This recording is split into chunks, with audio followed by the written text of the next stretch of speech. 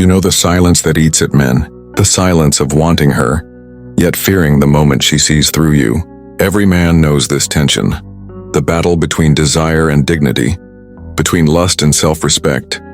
It's the unspoken wound of modern dating trauma. She holds the power, and you fight not to lose your frame. And yet here's the paradox. Female psychology doesn't respond to chasing. It doesn't bend to weakness, or to the desperate need for approval. It bends to one thing only, the force of a man who governs himself. This is why Stoic detachment feels dangerous to her. It unsettles her body in ways words alone cannot.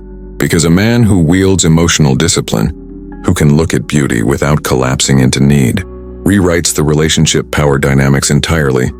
He speaks without begging, he leads without grasping, and with a single phrase spoken from the masculine frame, he awakens something she cannot control. The question is, do you have the control to use it without losing yourself? Point number 1. The hidden hunger beneath her tests. You've felt it before. The sudden shift in her tone. The cold glance that makes you wonder what you did wrong. It's not random. It's not harmless. It's a test. And every man is measured by how he answers it. Female psychology doesn't always announce itself in words. Sometimes it hides in silence, in delayed replies, in the way she withholds warmth to see if you break. The hidden hunger beneath her test isn't about love. It's about power. Marcus Aurelius once wrote, "You have power over your mind, not outside events. Realize this and you will find strength." This is where the battle begins. In Rome, men were tested not with texts or jealous glances, but with exile, betrayal, and the turning of allies into enemies. The principle was the same. Can you hold your ground when the ground itself is shaking? Today, the battlefield looks different. It's the unread message on your phone. It's the court letter sliding under your apartment door. It's her pulling away in bed just to see if you'll beg. Modern dating trauma has made men forget the old truth. Her tests are not cruelty. They are calibration.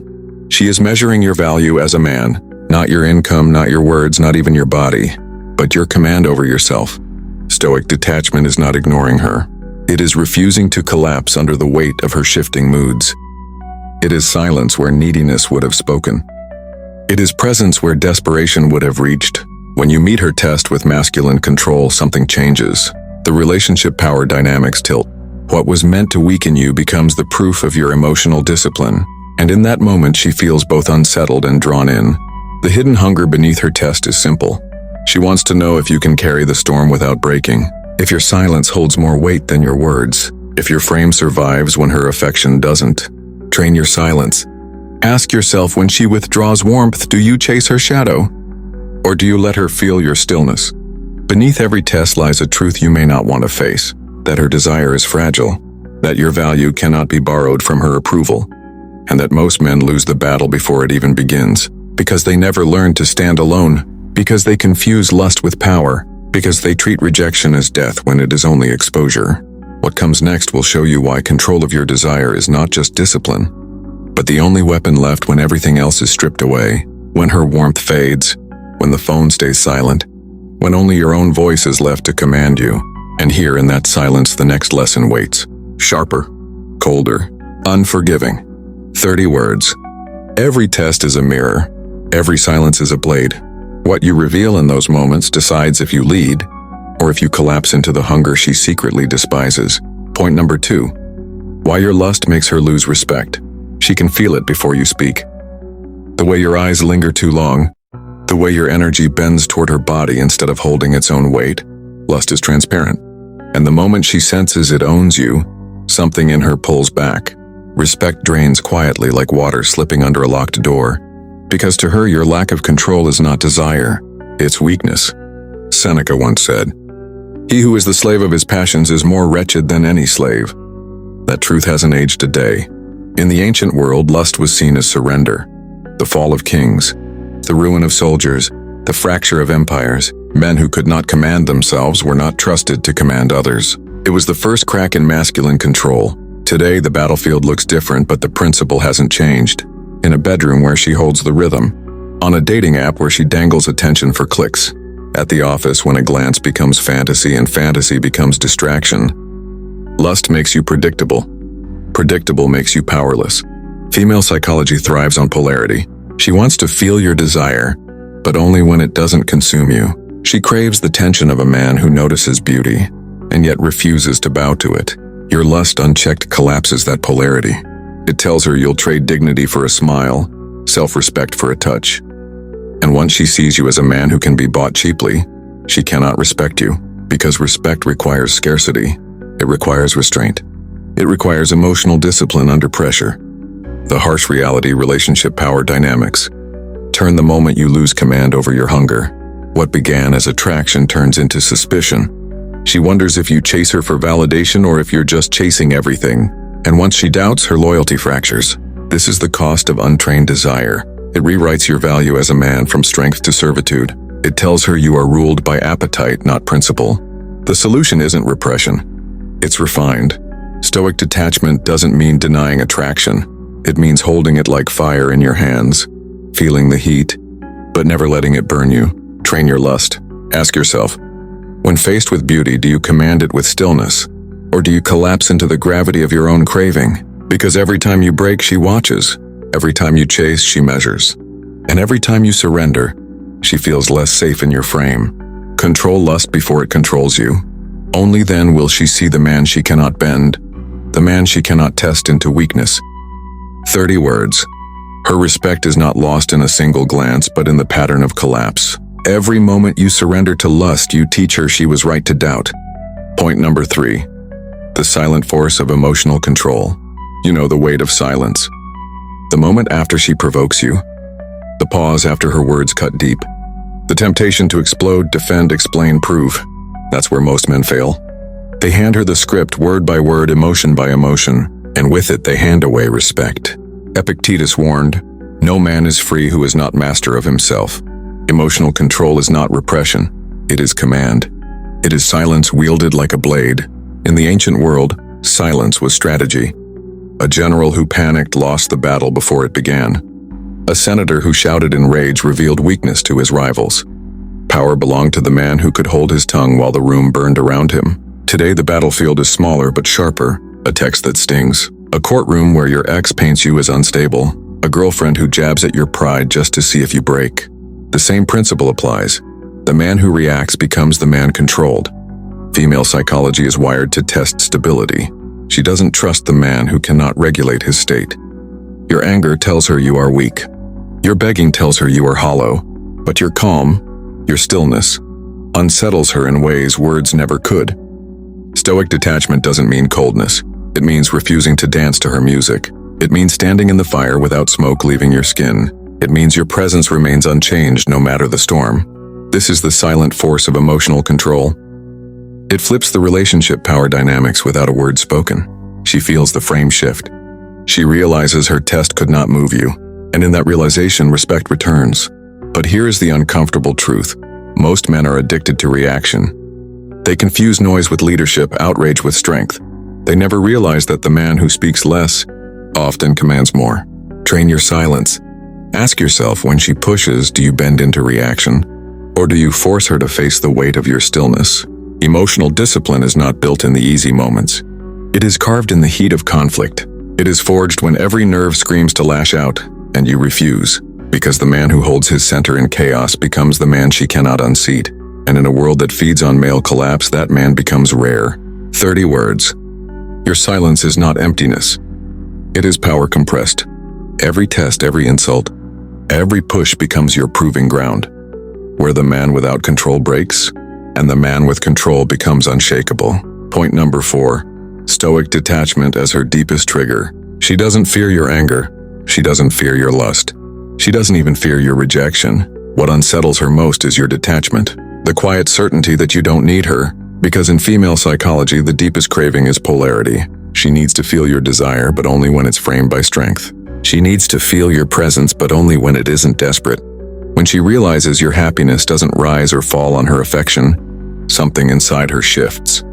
Marcus Aurelius said, "You have power over your mind and not outside events." That truth becomes her trigger, because it means her approval has no chains on you. In the ancient world, men who showed detachment were seen as unbreakable. A soldier who marched into battle without fear. A philosopher who lost everything but still walked with calm. That detachment commanded respect and even from enemies. Today the battlefield is digital. It's the silence after you don't reply instantly. It's the steady eyes that don't flinch when she withdraws affection. It's the breakup where you don't beg for another chance. Stoic detachment doesn't mean absence of love. It means presence of self. It means you refuse to negotiate your value as a man for her moods. And when you don't collapse, she is forced to face the truth. Her beauty, her body, her attention. None of it rules you. That realization is both terrifying and magnetic, because she cannot fully trust a man addicted to her validation, but she cannot fully resist the man who doesn't need it. Relationship power dynamics turn sharply here. If you chase, she controls. If you cling, she tests. But if you stand silent in your frame, the test reverses, and she feels her own dependency exposed. This is why detachment is her deepest trigger, because it cuts through the illusion. It shows her the one thing she cannot buy, seduce, or manipulate: a man who governs himself. Train your detachment. Ask yourself, does her withdrawal pull you into fear? Or does your silence pull her into uncertainty? The men who master this leave a mark, not because they played games, not because they manipulated, but because they revealed a truth most women rarely face, that she is not your oxygen. And she never will be. 30 words. Her tests are endless, her charms fleeting. Only detachment endures. When she realizes her grip on you is gone, respect rises, desire sharpens, and the balance of power finally shifts back to your frame. Point number 5. Breaking the cycle of modern dating trauma. You feel it every time you open your phone. Another profile. Another swipe. Another shallow exchange that dies before it breathes. Modern dating has become a loop of repetition. Ghosting, testing, chasing, collapsing. Every man feels the cycle, yet few escape it. The cycle isn't just hers, it's yours. The craving for validation, the addiction to lust, the fantasy that maybe this time she will be different. But each turn of the wheel leaves you emptier. Each disappointment cuts deeper. Each failed connection erodes your belief in your own value as a man. Epictetus warned, "Freedom is the only worthy goal in life. It is won by disregarding things beyond our control." This is where the fracture begins. Modern dating trauma thrives because men forget what is theirs to control. They chase her responses instead of their own discipline. They measure worth through female psychology instead of their own frame. They confuse rejection with proof of inadequacy, when it is only proof of misalignment. In ancient Rome, marriage was often arranged. Desire mattered less than duty. But men still faced betrayal, infidelity, and shifting loyalties. The Stoics knew the same truth we avoid now. You cannot build peace on another's unpredictability. Today, the unpredictability hides in unread texts, in women juggling attention from 10 men at once, in the economy of likes and stories, where her validation is currency and your need is debt. This is the trauma loop. She tests, you chase. She withdraws, you collapse, and the wheel turns again. The only way to break it is not by leaving dating, but by leaving the dependence that fuels it, by refusing to let her interest dictate your peace, by shifting your focus from her behavior to your emotional discipline. Stoic detachment is the blade that cuts the cycle. Masculine control is the ground that steadies your frame.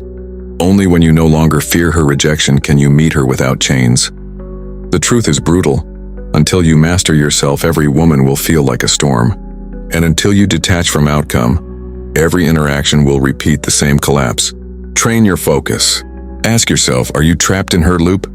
Or are you building a life so centered that no loop can hold you? Modern dating trauma is not destiny.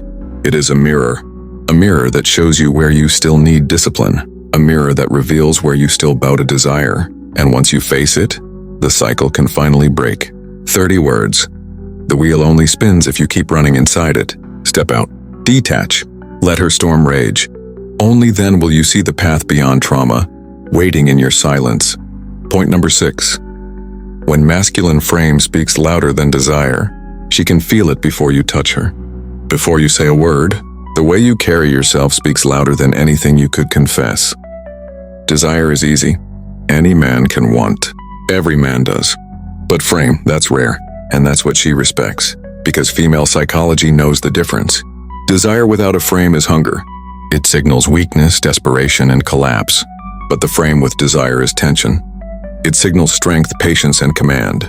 Marcus Aurelius said, "Waste no more time arguing what a good man should be one."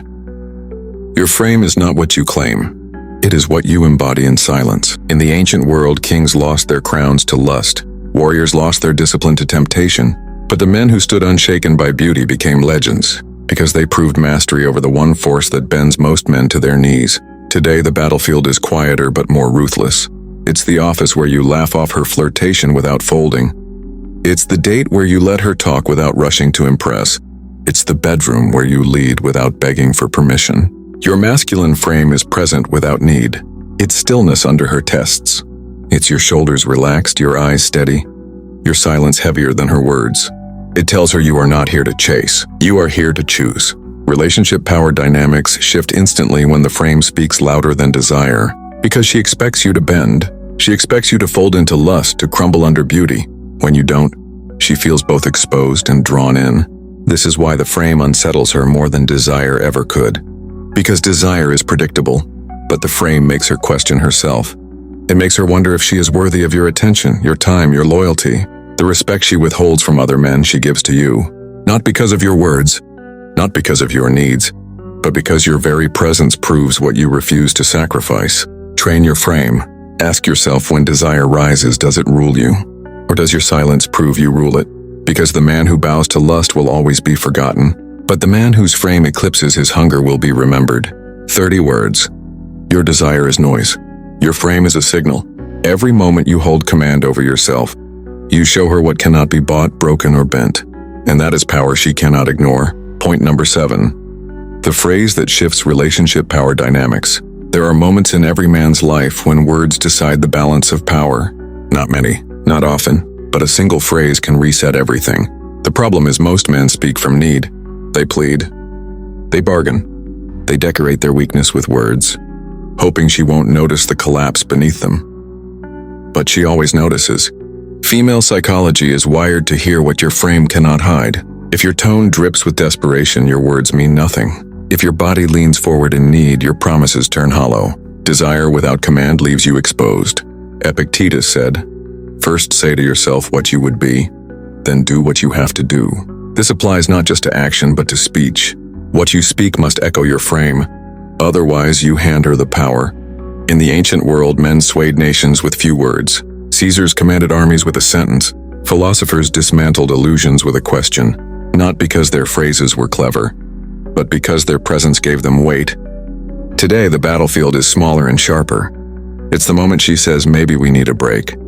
It's when she tests with silence, waiting to see if you beg. It's when she throws out, "Why don't you care more?" The man without control reacts. The man with frame answers with a phrase that shifts the dynamic. Calm, simple, undeniable. I don't chase. I choose where I give my energy. I won't argue for my value. These are not pickup lines. They are declarations. Not to her, but to yourself. She just happens to hear them. The power lies not in the phrase itself, but in the emotional discipline behind it. When you speak from stoic detachment, every word becomes heavier than desired. She feels the shift. She realizes she cannot move you with withdrawal, cannot bind you with approval. This is when respect returns. This is when attraction sharpens, because she sees the rarest thing, a man who cannot be bought, begged, or broken by her games. Train your tongue. Ask yourself, when tested, do your words expose your hunger, or do they reveal the silence of a man who chooses himself first? Because one phrase spoken with an unshakable frame can flip the entire balance, not because it changes her, but because it reminds you who you are. 30 words. Power is not in shouting nor in silence alone. It lives in the rare words spoken from mastery. And when you master them, no test, no storm can unseat your frame. Point number 8. The final trial of emotional discipline. It always comes down to this. Not the first test. Not the flirtation. Not the argument. The final trial is silence after the collapse. The space after betrayal. The emptiness after she leaves. Every man imagines he is strong in the beginning. But strength is not tested in the beginning. It is tested when everything is stripped away. Seneca said, "No man is crushed by misfortune unless he has first been deceived by prosperity." That's the heart of emotional discipline. Not how you stand in comfort, but how you endure when comfort is gone. In ancient times, warriors proved themselves not in victory but in exile. Banished, beaten, betrayed, yet still carrying their frame like armor no one could steal. They learned the final trial was not against an enemy. It was against themselves. Today the trial looks different, but it cuts just as deep. The quiet apartment after a divorce, the unopened messages after she walks away, the court order that rewrites the life you built. Modern dating trauma exposes this truth. Most men are addicted to reaction. They run to the bottle. They run to another woman. They run to anger and blame, anything to escape the silence that demands growth. But that silence is the trial, because it asks the question you can't avoid. Who are you without her validation, without her body, without her attention, without her presence to reflect your worth? Stoic detachment isn't indifference.